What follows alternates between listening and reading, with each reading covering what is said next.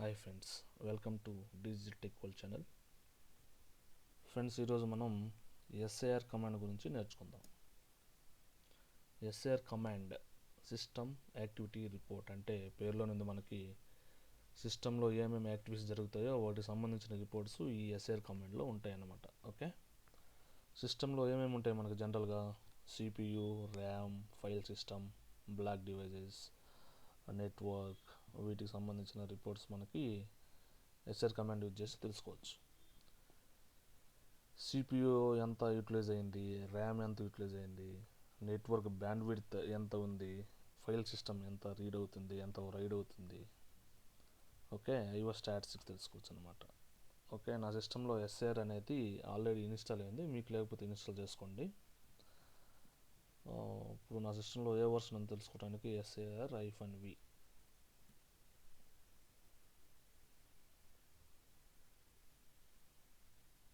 నా సిస్టంలో ఈ లైనక్స్ 2.6 అనేది ఈ వర్షన్ అనేది ఉంది.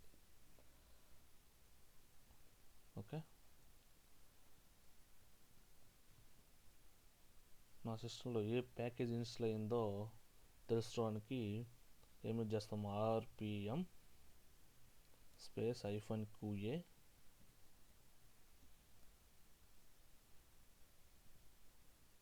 grep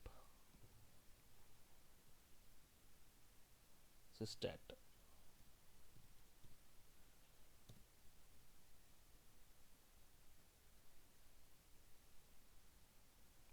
ఇది రాలేదు, అవుట్పుట్ ఏమన్నా రాంగ్ ఇచ్చామా?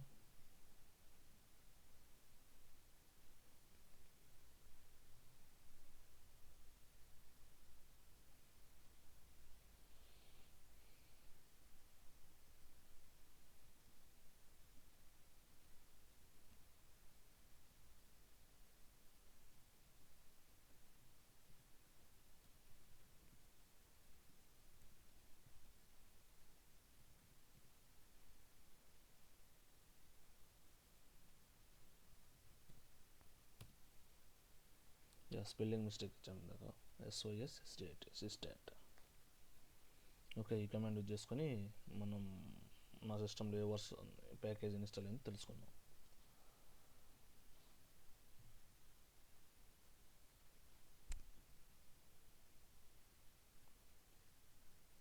ఇప్పుడు మీరు ఈ సిస్టాట్ని ఎలా ఇన్స్టాల్ చేయాలో నేర్చుకుందాం. ఓకే,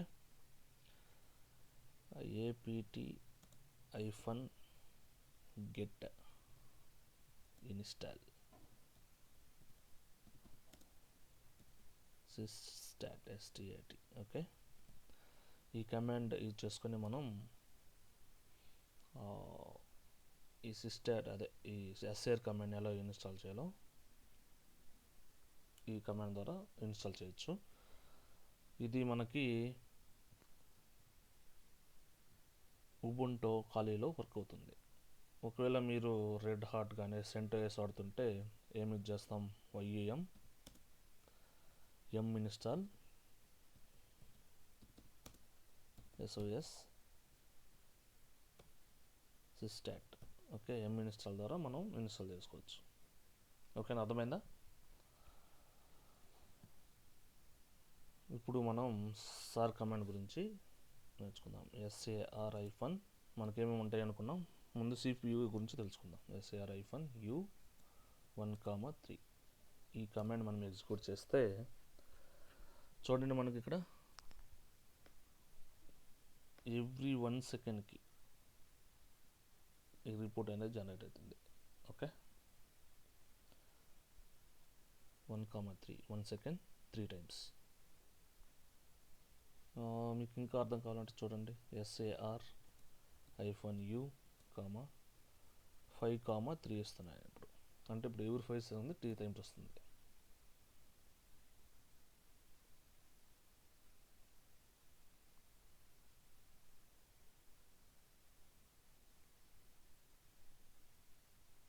ఓకే, చూడండి, 25కి వచ్చింది, 30కి వచ్చింది, 35కి, 40కి. అంటే 25 స్టార్టింగ్లో తీసుకుంది, దాని తర్వాత 30కి, 35కి, 40కి 3 టైమ్స్ వచ్చింది. ఓకే, ఇక్కడ యూజర్ అనేది ఎంత యూటిలైజ్ చేసుకుంది సిపియూని, 0.4. సిస్టమ్ అనేది 17.37, ఐఓ వెయిట్ 0.5. ఇప్పుడు మన ఐడియల్ ఎంత ఉంది? 8.45. నెక్స్ట్ 8.39, 8.02, 8.92. అంటే ఇక్కడ ఐడియల్గా ఉంది అనేది మనకు ఎంత సిపియూ అనేది ఐడియల్గా ఉంది, ఎంత యూటిలైజ్ అనేది యూజర్ యూటిలైజ్ చేసుకున్నారు, సిస్టమ్ ఏదన్నా ఐఓ వైట్ ఇవన్నీ యూటిలైజ్ చేసుకుంది వస్తుంది అనమాట. అలానే నెక్స్ట్ మనకి ర్యామ్ ఎంత యూటిలైజ్ ఉందో తెలుసుకుందాం. అది ఎట్టా? SAR -R 1,3 ఇది యూజ్ చేస్తే మనకి ర్యామ్ ఎంత యూటిలైజ్ అవుతుందో తెలుసుకోవచ్చు. చూడండి ఇక్కడ KMB free, KMB used, memory used, KMB buffers used, catch used, buffer files, okay, SW used. ఇలా మనము ఈ ర్యామ్ యూటిలైజేషన్ గురించి తెలుసుకోవచ్చు. అలానే మనకి ఫైల్ సిస్టమ్ గురించి తెలుసుకోవచ్చు.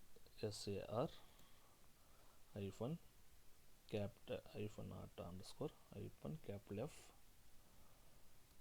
-1,3. ఓకే, ఇక్కడ నాకు అవుట్పుట్ ఎందుకు రాలేదంటే నా సిస్టంలో ఫైల్ సిస్టమ్ అనేది ఇన్స్టాల్ చేసలేదు. ఓకే, ఈ విధంగా మనం ఈ SAR -F 1,3 యూజ్ చేసి ఫైల్ సిస్టమ్ యూటిలైజేషన్ ఎలా ఉందో తెలుసుకోవచ్చు అనమాట. ఓకే, ఇంకా నెక్స్ట్ మనం ఏమున్నాయి? Black devices. ఓకే, దానికి ఎలా? SAR -D 1,3.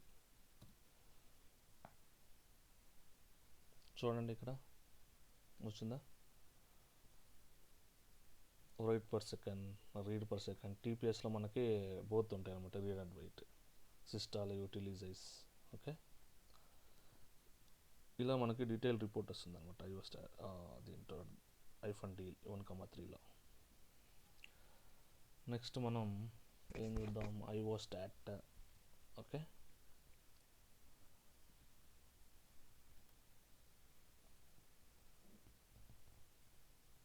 IO స్టాట్లో చూడండి same block read per second, block write per second, block read, block write. ఇక్కడ TPSలో మనకి బోత్ ఇందాక చెప్పుకున్నట్టుగా రీడ్ అండ్ రైట్ ఉంటుంది. ఇది మనకి డీటెయిల్డ్ రిపోర్ట్గా వస్తుంది. సేమ్ ఇందాక -Dలో ఎలా వచ్చిందో సేమ్ అలా వచ్చింది, కాకపోతే ఇది డీటెయిల్డ్గా ఉందన్నమాట. ఓకే,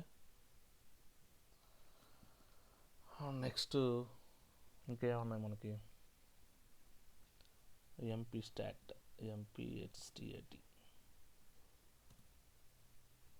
సేమ్ యూజర్, ఇదిగో CPU user, stat, IO wait, అవన్నీ డీటెయిల్స్గా మనకి రిపోర్ట్ వస్తుంది అనమాట. MPStat, IO start. నెక్స్ట్ ఇంకా ఏమేమి ఉన్నాయి మనకి? ఇవి మెయిన్గా మనం యూజ్ చేసాయి. ఇంకా మనకి CIFS IO స్టాట్ అనమాట. ఈ కమాండ్ నాట్ ఫౌండ్ వస్తుంది ఎందుకు? సో నాకు ఇది ఫైల్ సిస్టమ్ సంబంధించింది కదా, ఫైల్ సిస్టమ్ నాకు ఇన్స్టాల్ లేదు కాబట్టి సో నో కమాండ్ వస్తుంది. మన కమాండ్ అయితే కరెక్టే, నా ఫైల్ సిస్టమ్ ఇన్స్టాల్ కాబట్టి మేబీ అది అట్లా చూపిస్తుంది అనుకుంటా. సారీ. నెక్స్ట్ మనకి NFS IO స్టాట్.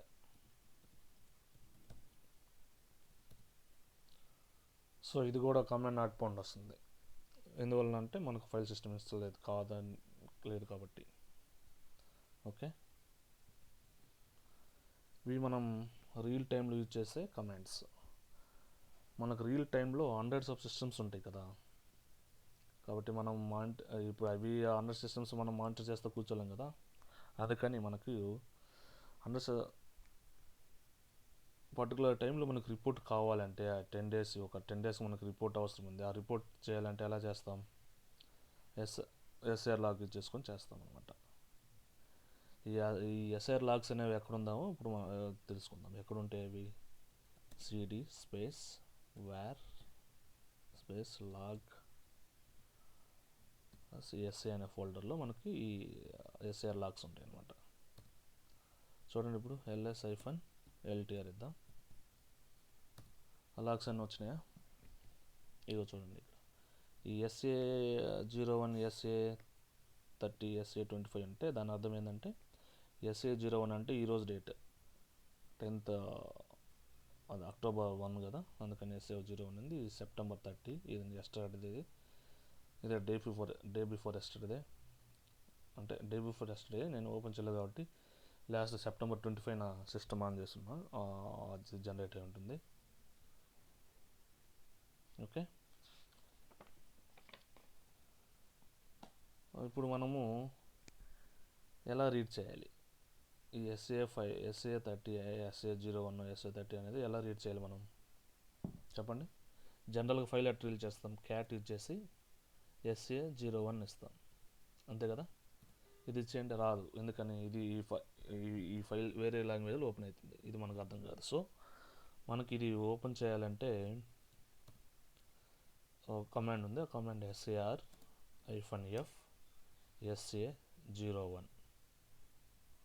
చూడండి ఇప్పుడు ఓపెన్ అయిందా, చూడండి 9:20, 9:30, 9:40, 9:50, 10, 10:10, 10:20, 10:30, 10:40. అంటే ఇక్కడ ఎవ్రీ 10 minutesకి అనేది మనకు ఒక అవుట్పుట్ లాగ్ అనేది జనరేట్ అయిందనమాట. ఓకే,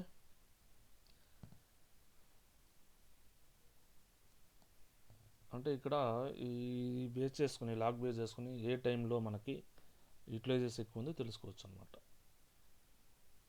మనకి రిపోర్ట్ ఇప్పుడు తీసుకుంటామంటే మనకు